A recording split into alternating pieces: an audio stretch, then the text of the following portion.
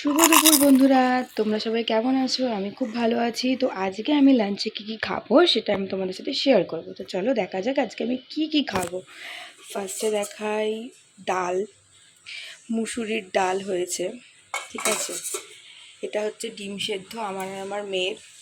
এখানে আছে হচ্ছে কলমি শাক ভাজা,